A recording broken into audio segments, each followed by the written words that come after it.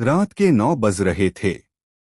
घर की हवाओं में एक अजीब सी खामोशी तैर रही थी, मानो दीवारें भी किसी आने वाले तूफान को महसूस कर चुकी हों।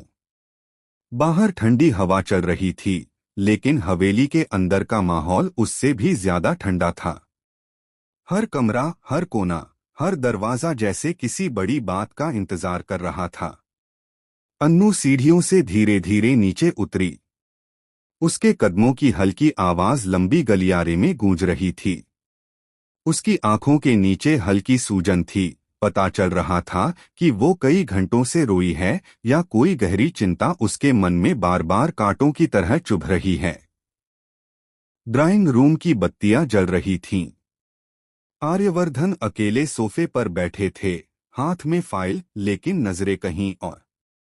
उनका चेहरा शांत था, पर वो शांत नहीं थे। एक ज्वालामुखी उनके भीतर उबल रहा था। अन्नू ने उन्हें देखा और रुक गई। उसके कदम वही जम गए। सर, आपसे कुछ। आर्यवर्धन ने सिर उठाया। नजरें अन्नू से मिलीं, और बस एक पल में अन्नू का दिल जोर से धड़क उठा। उनकी आंखों में गुस्सा नहीं था, बल्कि वह ठंडापन था जो गुस्से से भी ज्यादा डरावना होता है। कहना क्या है? उनकी आवाज धीमी थी, मगर शब्दों में तलवार की धार थी। अन्नू ने हिम्मत जुटाई। आप आजकल मुझसे बात ही नहीं कर रहे, अवॉइड कर रहे हैं। मैंने कुछ गलत किया है क्या? हल्की हवा पर्दों को हिला रही थी, लेकिन कमरे का तनाव किसी भारी बोझ की तरह सब पर गिर रहा था। आर्य ने फाइल बंद की और धीरे से टेबल पर रख दी। तुम्हें सच में नहीं पता कि तुमने क्या किया है, अन्नू? अन्नू के होंठ कांपे। नहीं सर, अगर मुझसे गलती हुई है तो। गलती?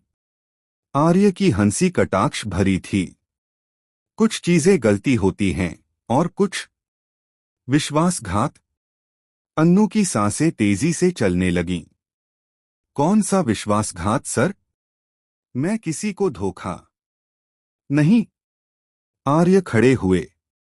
उनका ऊंचा, सख्त व्यक्तित्व अन्नू के ऊपर छाया की तरह गिरा। तो फिर यह बताओ, तुम मीरा से मिल क्यों रही थीं? और छुपकर क्यों मिल रही थीं? अन्नू का दिल जैसे रुक गया हो। चेहरा सफेद पड़ गया। मीरा, आर्यवर्धन की पुरानी जिंदगी, उनका दर्द, उनकी उलझन, उनका अतीत।